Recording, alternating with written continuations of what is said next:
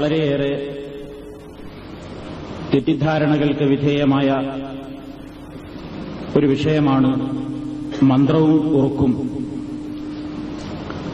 അല്ലാഹു സുബ്ഹാനഹു വ തആലയുടെ മാർഗത്തിൽ നിന്ന് മറ്റുള്ളവരുടെ വഴികളിലേക്ക് മനുഷ്യൻ വ്യതിചലിച്ചു പോകുവാൻ വളരെയേറെ കാരണമായി തീർന്നിട്ടുള്ള പല കാര്യങ്ങളിൽ ഒരു കാര്യമാണ് ഈ മന്ത്രവും ഉറുക്കുമായി ബന്ധപ്പെട്ട വിഷയങ്ങൾ. തൗഹീദിനെ സംബന്ധിച്ച് വിശദീകരിക്കുമ്പോൾ ഈ വിഷയം വളരെയധികം അത്യാവശ്യമായി മനസ്സിലാക്കേണ്ടുന്ന ഒരു കാര്യമാണ്. മന്ത്രം എന്ന് കേൾക്കുമ്പോഴേക്ക് തന്നെ പല രൂപത്തിലുള്ള അന്ധവിശ്വാസങ്ങളും അതുപോലെയുള്ള അനാചാരങ്ങളുമാണ് മനുഷ്യരുടെ മനസ്സുകളിലേക്ക് സാധാരണയായി കയറി വരാറുള്ളത്. മന്ത്രത്തോട് പലരും സ്വീകരിക്കുന്ന സമീപനം ചിലരുടേത് വളരെ ഗുരുതരമായ സമീപനമാണ്. ഏത് മന്ത്രങ്ങളും യാതൊരു രൂപത്തിലുള്ള ഇസ്ലാമികമായ മൂല്യങ്ങളെ സംബന്ധിച്ചും പരിശോധിക്കാതെ കാണുന്നതും കേൾക്കുന്നതും എഴുതിവിട്ടതുമെല്ലാം മന്ത്രങ്ങളായി ഉപയോഗിക്കുന്ന ഒരു വിഭാഗം ആളുകൾ ഒരു വശത്ത്.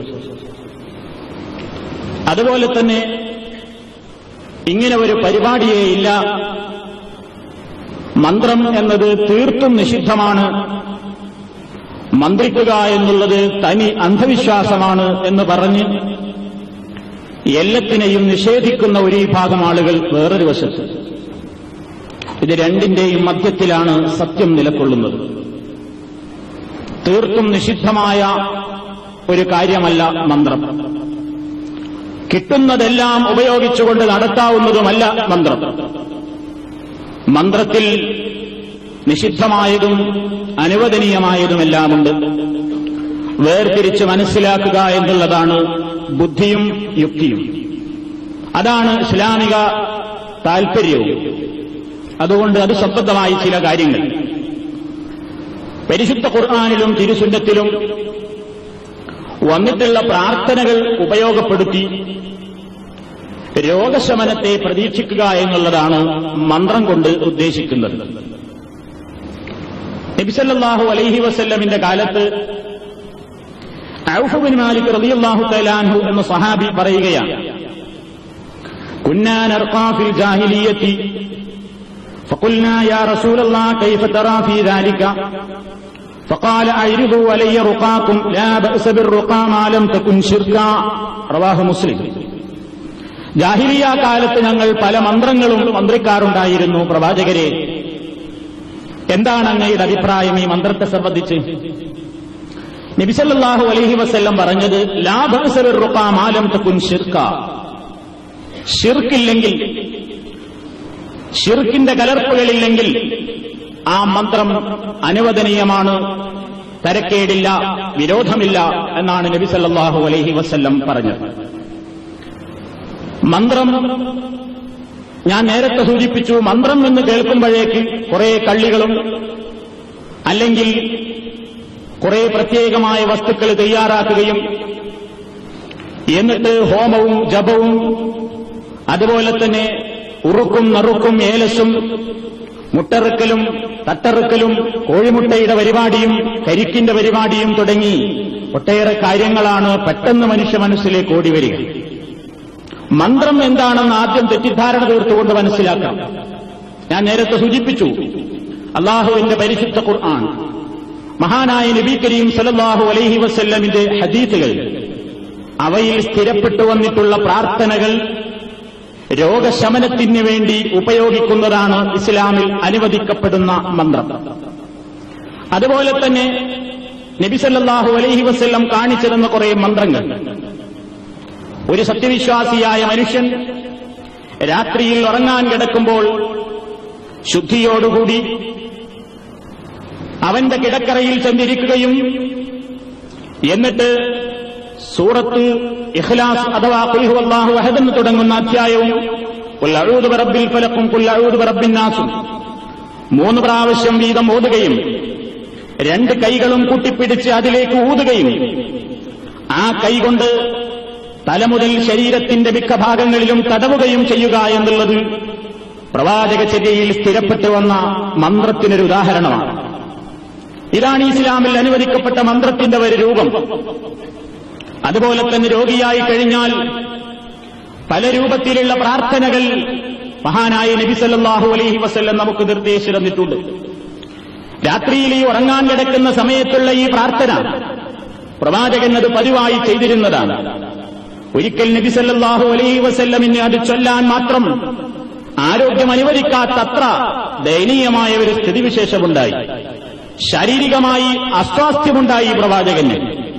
ആ രംഗത്തെ സംബന്ധിച്ച് ആയിഷ റളിയല്ലാഹു തആല അൻഹ പറഞ്ഞു തരുന്നത് ഇങ്ങനെയാണ്: അന്ന നബിയ സല്ലല്ലാഹു അലൈഹി വസല്ലം കാന യൻഫുസു അലാ നഫ്സിഹി ഫിൽ മറദിൽ ലദീ മാത ഫീഹി ബിൽ മുഅബ്ബദാതി ഫലമ്മാ തഖുല കുൻതു അൻഫുസു അലൈഹിന്ന വഅംസഹു ബിയദിഹി ലിബർകതിഹാ. നബി സല്ലല്ലാഹു അലൈഹി വസല്ലം ഏത് ദിവസങ്ങളിലും ഈ സൂറത്തുകൾ ഓതിക്കൊണ്ട് മന്ത്രിക്കാറുണ്ടായിരുന്നു, അല്ലെങ്കിൽ ശരീരത്തിൽ ഊരാറുണ്ടായിരുന്നു. പ്രവാചകൻ ഒരിക്കൽ അസുഖമായി കാഠിന്യമായപ്പോൾ ഞാനാണ് പ്രവാചകന് വേണ്ടി ഈ മന്ത്രം നിർവഹിച്ചത്. എന്നിട്ട് കൈ തടവാൻ എന്റെ കൈകൊണ്ട് തടവുന്നതിന് പകരം നബി സല്ലല്ലാഹു അലൈഹി വസല്ലമിന്റെ കൈയിന്റെ ബർക്കത്തുണ്ടായി തീരാൻ വേണ്ടി റസൂലുള്ളാഹിയുടെ കൈകൊണ്ട് തന്നെ ഞാൻ അവിടുത്തെ ശരീരത്തിൽ തടവുകയാണ് ചെയ്തത്. ബുഖാരിയിൽ കാണാവുന്ന സഹീഹായ ഹദീസാണ്. മന്ത്രം എന്ന് കേൾക്കുമ്പോഴേക്ക് വിവരക്കേട് മൂലം നിഷേധിക്കാൻ പോകരുത്. ഇസ്ലാമിൽ അനുവദിക്കപ്പെട്ടതിന്റെ രൂപമേതെന്ന് മനസ്സിലാക്കണം.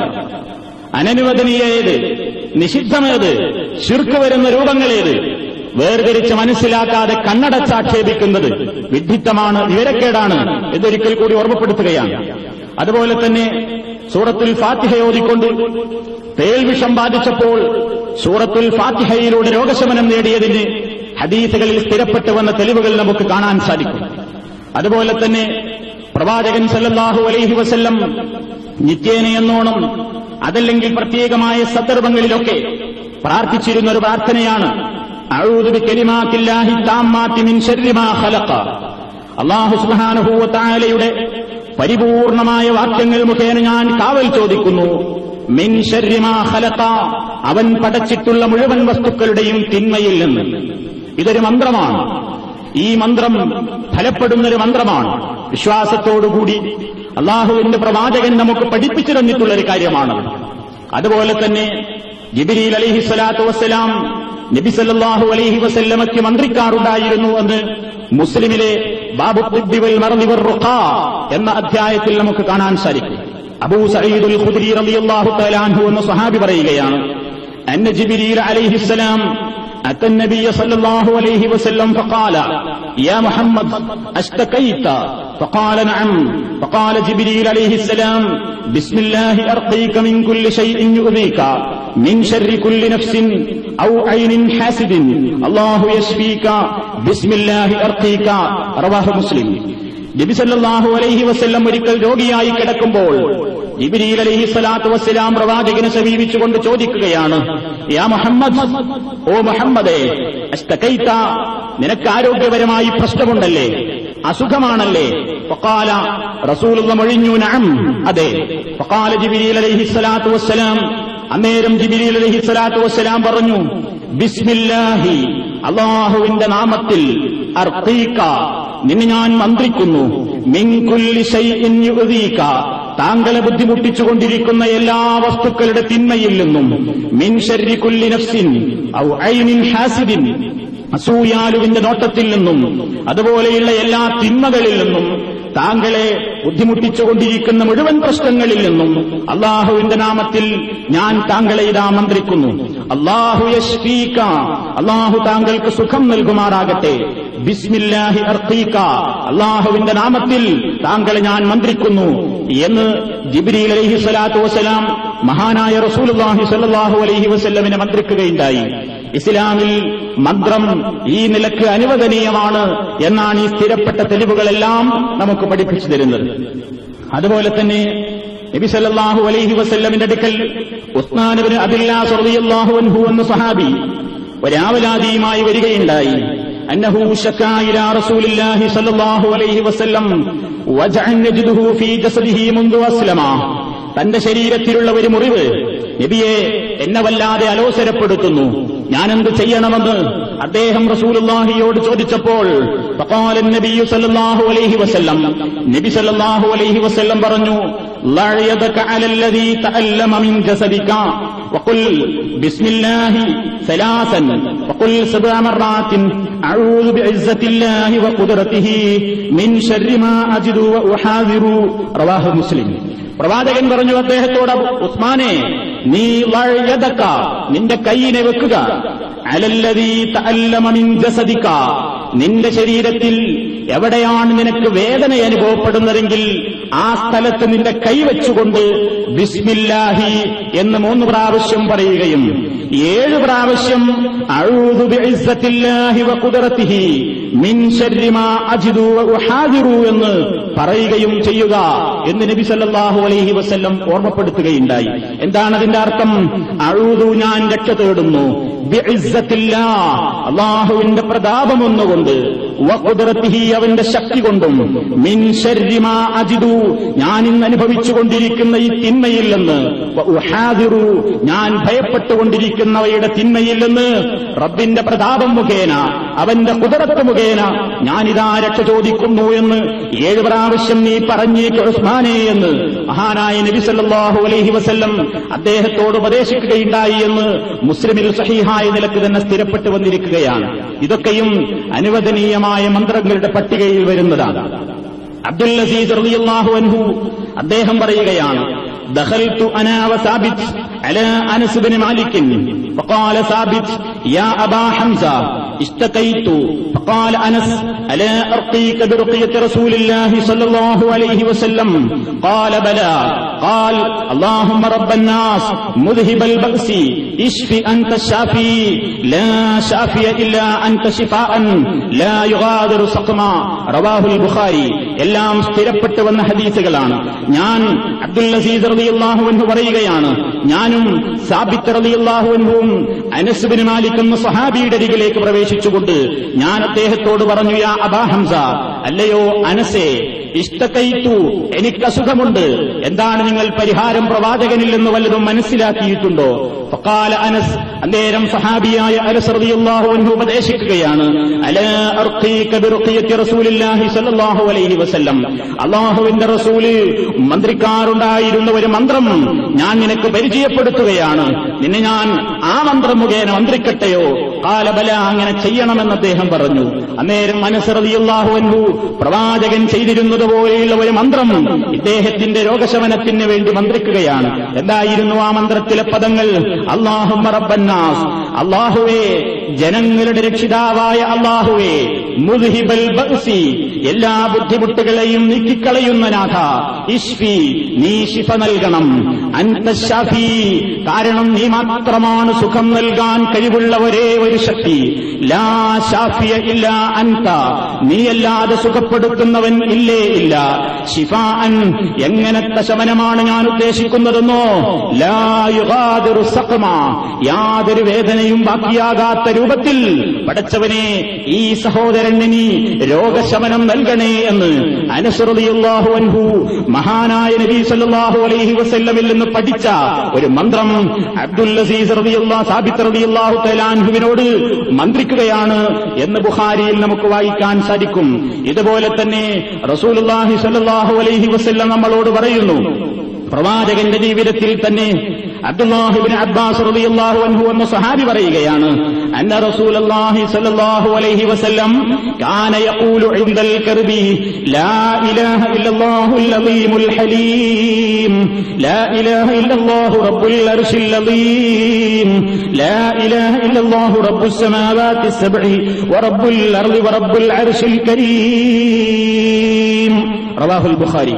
നബി സല്ലല്ലാഹു അലൈഹി വസല്ലമിന് മാനസികമായ വിഷമമുണ്ടായി ഉണ്ടായാൽ, പ്രയാസങ്ങളും ബുദ്ധിമുട്ടുകളും തോന്നിയാൽ ഉടനെ അവിടുന്ന് ഈ മന്ത്രം പറയാറുണ്ടായിരുന്നു. ലാ ഇലാഹ ഇല്ലല്ലാഹുൽ അളീമുൽ ഹലീം.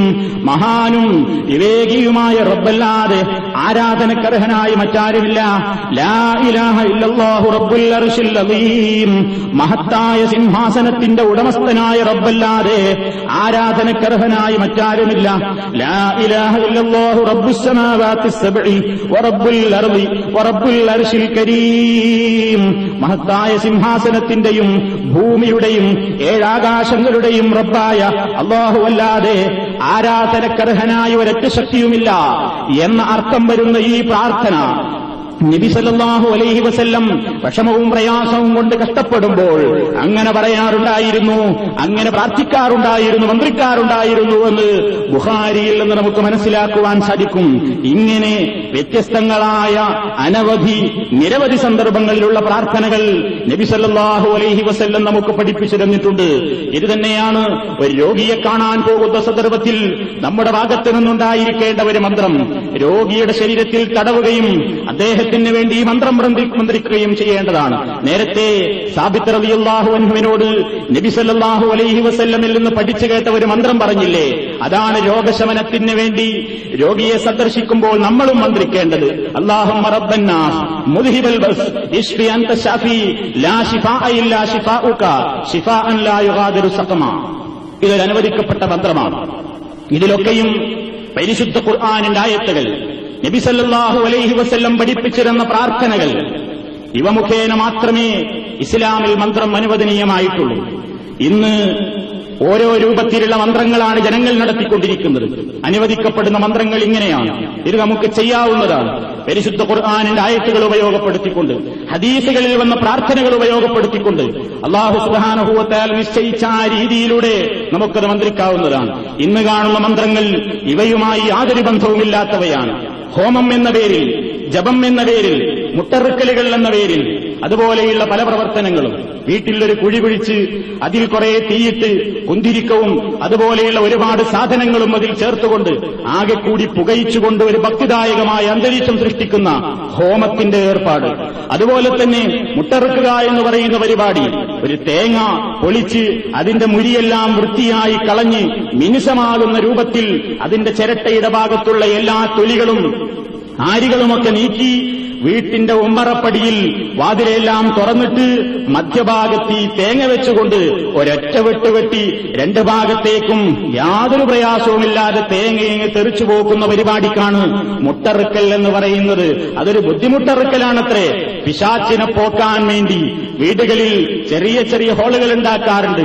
വെടിപ്പോതുകൾ അല്ലെങ്കിൽ പഴുതുകൾ എന്നൊക്കെ അറിയപ്പെടുന്ന ചില സാധനങ്ങൾ ശൈത്താന്മാർക്കും ജിന്നുമാർക്കുമൊക്കെ പോക്കുവരവിനുള്ള കവാടങ്ങളാണത്രേ അത്. മുട്ടറുക്കുന്ന സമയത്ത് വീടിന്റെ വാതിലുകളൊക്കെ മലർക്കെ തുറക്കണം. കാരണം അകത്തേക്ക് കയറാൻ ജിന്നിനും ശൈത്താനുമൊക്കെ ചെറിയ വഴുത് മതി. പക്ഷേ അട്ടിപ്പറഞ്ഞേക്കുമ്പോൾ വാതിൽ കുറച്ച് വിശാലമായ വഴി തന്നെ വേണം എന്ന മട്ടിലാണ് ആളുകൾ ചെയ്തു കൂട്ടാറുള്ളത്. ഇതേപോലെയുള്ള ഒരു 100 കൂട്ടം കാര്യങ്ങൾ നിങ്ങൾക്കറിയാവുന്നതാണ്. ലോഹത്തകിടുകളിൽ, ചെമ്പ് തകിടുകളിൽ എഴുതുകയും വരയും കള്ളിയും കുറിയുമൊക്കെ ഇട്ടുകൊണ്ട് മനുഷ്യനെ പേടിപ്പിക്കുകയും, അതുപോലെ തന്നെ ഏതെങ്കിലും വസ്തുവിനെ അല്ലെങ്കിൽ കോഴിയെയോ വേറെ ഏതെങ്കിലും കരിമ്പൂച്ചയെയോ ഒക്കെ അറുത്ത് അതിന്റെ രക്തം ഏതെങ്കിലും പ്രത്യേകമായ ദിക്റുകൾ എഴുതിയിട്ടുള്ള പലകകളിൽ മേൽ ഇറ്റിക്കുകയും എന്നിട്ടത് മയ്യത്ത് കഫൻ ചെയ്യും പോലെ കഫൻ ചെയ്തിട്ട് പള്ളിക്കാട്ടിൽ കൊണ്ടുപോയി ഏതെങ്കിലും കബറിടം കുഴിച്ചുകൊണ്ട് അതിലിട്ട് മൂടി തിരിഞ്ഞു നോക്കാതെ ഓടിപ്പോരുന്ന, അതല്ലെങ്കിൽ വേറെ ഏതെങ്കിലും വൃത്തികെട്ട മന്ത്രങ്ങൾ ചൊല്ലിയിട്ട് ഒഴുകുന്ന വെള്ളത്തിൽ വെച്ച് തിരിഞ്ഞു നോക്കാതെ ഓടിപ്പോരുന്ന ഇങ്ങനെ ഒരു 100 കൂട്ടം അന്ധവിശ്വാസങ്ങൾ പറഞ്ഞാൽ തീരില്ല. പ്രാദേശികമായ വൈജാത്യങ്ങൾ ഉണ്ടാകാമെങ്കിലും എല്ലാം പൈശാചികമാണ് എന്ന കാര്യത്തിൽ യോജിക്കുന്നു എന്നതാണ് നമ്മൾ മനസ്സിലാക്കേണ്ടുന്ന വളരെ പ്രധാനപ്പെട്ട ഒരു കാര്യം. ആ വിഷയത്തിൽ ഇവയെല്ലാം ഇസ്ലാം കടുത്ത ഭാഷയിൽ തന്നെ നിരോധിച്ചിരിക്കുകയാണ്. നബി സല്ലല്ലാഹു അലൈഹി വസല്ലമിന് അത് പരിചയമില്ല. അതുകൊണ്ട് ഇസ്ലാമിലെ മന്ത്രങ്ങൾ പണ്ഡിതന്മാരതിന്റെ 3 നിർവചനമാണ് പറഞ്ഞത്. 3 ഷർത്തുകളൊക്കെങ്കിലേ ഇസ്ലാമിൽ മന്ത്രം അനുവദനീയമാവുകയുള്ളൂ. ഒന്നാമത്തെ ഷർത്ത് അൻ തകൂന ബികലാമില്ലാഹി ഔ ബിഅസ്മാഇഹി വസിഫാതിഹി, അല്ലാഹുവിന്റെ പേരുകൊണ്ടേ മന്ത്രിക്കാവൂ. അവന്റെ നാമങ്ങൾ കൊണ്ടും അവന്റെ വിശേഷണങ്ങൾ കൊണ്ടും അവന്റെ വിശുദ്ധ വാക്യങ്ങൾ മുഖേനയും മാത്രമേ മന്ത്രിക്കാവൂ. അതേപോലെ തന്നെ വബിൽ ലിസാനിൽ അറബിയ്യി, അതുപോലെ തന്നെ അറബി ഭാഷയിലായിരിക്കണമെന്നും അർത്ഥം ഗ്രാഹ്യമാകുന്ന പദങ്ങൾ കൊണ്ടേ മന്ത്രിക്കാവൂ എന്നും ഇന്ന് അർത്ഥം മനസ്സിലാക്കാറില്ല. എന്തൊക്കെ മന്ത്രങ്ങളാ പറയാറുള്ളത്? അങ്ങോട്ട് ഉരുവിടലാണ്. എന്തെങ്കിലും തോന്നിയതുപോലെ എന്തെങ്കിലും പറയുക. അതിനർത്ഥമുണ്ടോ? ഏതെങ്കിലും ഭാഷയിൽ അതിനർത്ഥമുണ്ടോ? ചിന്തിക്കാറില്ല.